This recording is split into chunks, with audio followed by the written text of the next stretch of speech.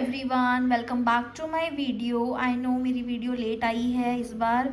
Okay, तो today we will going to discuss echocardiography. ठीक है, echocardiography is a key diagnostic tool in cardiology used to visualize the heart structure and function using ultrasound waves. तो basically echocardiography uses the ultrasound waves to visualize the heart structure and function. Okay, समझ में आ गई इसकी definition. now it helps in the assessment of various heart conditions including valve diseases, heart failure, congenital defects and other cardiovascular abnormalities. now types of echocardiography, there are 4 types। ऐसे ही आप flow chart बना के लिखना तो marks अच्छे आएंगे। First है इसमें transthoracic echocardiography, second trans oesophageal echocardiography, third stress echocardiography, fourth Doppler echocardiography. Now first क्या है? Transthoracic echocardiography. ये मोस्ट कॉमन टाइप है where a transducer is placed on the chest to produce images of the heart. Okay, indications क्या है इसकी, कौन सी conditions में use हो सकती है ये चीज़? General heart evaluation, assessment of heart function, valve disease, congenital defects, pericardial effusion and heart failure. Procedure क्या रहता है? नॉन इन्वेजिव होता है, रिलेटिवली क्विक होता है and does not require sedation. कोई सेडेशन देने की ज़रूरत नहीं होती है। नाउ सेकेंड क्या था हमारा? Trans oesophageal echocardiography, a more detailed echocardiogram where a probe is inserted into the oesophagus to get closer image of the heart. Okay, इसमें क्या करते हैं? प्रोब को इंसर्ट करते हैं ईसोफेगस में सो दैट कि हमें डिटेल्ड इमेज मिल जाए हार्ट की। नाउ इंडिकेशन क्या है? जब हमारा ट्रांसथोरेसिक इकोकार्डियोग्राफी की जो इमेजेस हैं वो क्लियर ना हो, एग्जाम्पल जैसे कि ओबेसिटी की वजह से या कोई लंग डिसीज़ है, या for detecting the blood clots, endocarditis और ऑर्टिक एबनॉर्मेलिटीज़। ओके, तो उस केस में हम ट्रांस ईसोफेगियल इकोकार्डियोग्राफी परफॉर्म करते हैं। प्रोसीजर कैसा रहता है? Invasive and typically require sedation. Okay, now third क्या था वहाँ पे? Stress echocardiography. तो stress echocardiography performed during or after physical exercise or drug induced stress to assess the heart's function under stress. Okay, इसकी indication समझ लो।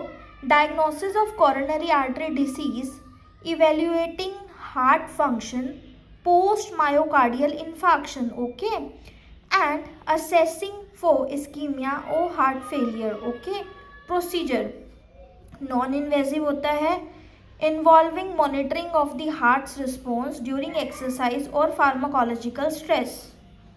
Fourth point पे है Doppler echocardiography. ये देखो यहाँ लिखा है ना डॉपलर इकोकार्डियोग्राफी, तो अंडरस्टैंड करो डॉपलर इकोकार्डियोग्राफी को uses Doppler ultrasound. Doppler echocardiography क्या यूज़ करता है? डॉपलर अल्ट्रासाउंड को to assess the blood flow through the heart and vessels. Indications क्या है इसकी? to detect abnormal blood flow patterns, valve function and to quantify the severity of conditions like stenosis और regurgitation. Procedure क्या है? Non invasive है, often combined with other forms of echocardiography to evaluate the flow of blood and heart conditions. अब समझो uses of echocardiography. ठीक है, इसके कहाँ कहाँ यूजेस हैं? पहला, असेसमेंट ऑफ कार्डियक चैम्बर्स को असेस करने के लिए, वॉल्वुलर हार्ट डिसीज़ में, पेरिकार्डियल डिसीज़ में, कंजेनाइटल हार्ट डिफेक्ट्स में, हार्ट फेलियर एंड कार्डियोमायोपैथीज़ में, कोरोनरी आर्टरी डिसीज़ में, डिटेक्शन ऑफ क्लोट्स और मासेस में। ठीक है, ये इसके कुछ 7 पॉइंट्स हैं, ये आपको अच्छे से याद रखने हैं। First is assessment of cardiac chambers. Echocardiography helps assess the size and function of the heart's 4 chambers. 4 chamber तो पता है ना आपको हार्ट के। determining whether the heart enlarged or whether there is any dysfunction in contraction or relaxation. Second, valvular heart disease. Echocardiography is essential for evaluating the heart valves, diagnosing conditions such as valve stenosis or regurgitation or prolapse. Now, third is pericardial disease. It helps in diagnosing pericardial effusion, constructive pericarditis, or pericardial thickening, which may cause pressure on the heart. Fourth is congenital heart defects. It is frequently used in pediatric cardiology to assess congenital abnormalities such as septal defects, abnormal connections of blood vessels, or valvular malformations. Now, fifth is heart failure and cardiomyopathies. Echocardiography is crucial for the diagnosis of heart failure and cardiomyopathies. Example, dilated hypertrophic restrictive. ठीक है. It provides information on ejection fraction, a key measure of heart pumping efficiency. Now, coronary artery disease. Through stress echocardiography, it helps evaluate ischemia to specific regions of the heart, aiding in the diagnosis of coronary artery disease and its severity. Seventh है इसमें detection of clots और masses. Transesophageal echocardiography is often used to detect clots, especially in the left atrium, or masses such as tumors, which might be missed in transthoracic echocardiography. जो चीज़ हमारी ट्रांसथोरेसिक echocardiography में miss हो जाती है तो हम ट्रांसईसोफेगियल echocardiography करके उसकी और डिटेल्ड इमेज ले सकते हैं. ठीक है. नाउ, इम्पोर्टेंट मेजरमेंट्स इन इकोकार्डियोग्राफी. कौन कौन सी इंपॉर्टेंट मेजरमेंट्स है वो ध्यान रखो. फर्स्ट है ejection fraction. Second, left ventricular and diastolic diameter, LVEDD. फिर है left ventricular and systolic diameter. पहले क्या था? डायस्टोलिक, फिर है सिस्टोलिक. फोर्थ इज वॉल्व का area. Fifth, pulmonary artery pressure. ठीक है, ये 5 पॉइंट्स हैं जो आपको याद रखने हैं. Now, ejection fraction indicates the percentage of blood pumped out of the heart with each contraction. एक contraction के साथ जब blood pump out होता है हार्ट से, नॉर्मल EF क्या होता है हमारा? 55 to 70% होता है. Lower EF can suggest heart failure और कार्डियोमायोपैथी. सेकेंड है left ventricular and diastolic diameter. The measurement of the left ventricular size when it is full of blood. ठीक है. An increase in size could indicate heart failure or dilated cardiomyopathy. Third, left ventricular and systolic diameter. The measurement of the left ventricular size after it has contracted. ठीक है, जब ये completely contracted हो गया है. This is useful for assessing the degree of left ventricular dysfunction. ठीक है.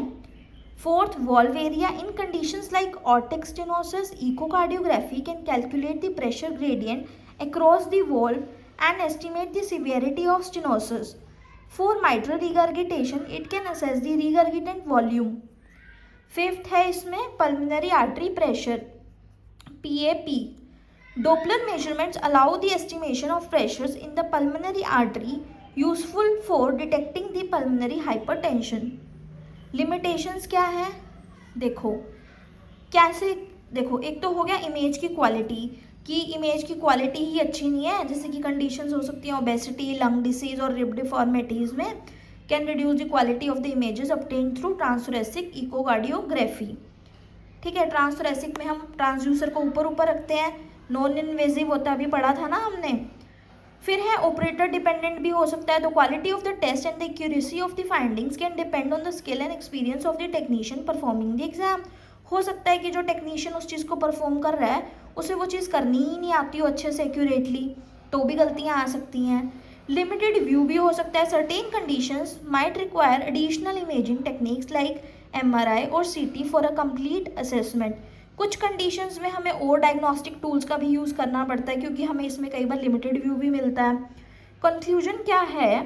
3 चीज़ें अच्छे से ध्यान में रखना. क्या लिमिटेशंस हैं? इमेज की क्वालिटी पुअर हो सकती है, जो ऑपरेटर उस चीज़ को कर रहा है उस पर भी गलतियाँ आ सकती हैं, और लिमिटेड व्यू भी मिल सकता है, उसकी वजह से हमें MRI और CT जैसे डिफरेंट टूल्स को भी यूज़ करना पड़ेगा. कंक्लूजन है इसका, echocardiography is a vital non invasive diagnostic tool in cardiology that helps assess heart structure, function and blood flow. Its versatility, ability to detect a wide range of heart diseases and minimal risk make it indispensable for both diagnosis and monitoring of various cardiac conditions. अगर आपको ये video useful लगे, informative लगे तो अपने friends के साथ ज़रूर शेयर करना जिनके भी एग्ज़ाम्स नियर हैं. And thank you so much for watching this video. मिलते हैं हम अपनी नेक्स्ट वीडियो में, तब तक के लिए अपना ध्यान रखना. बाय.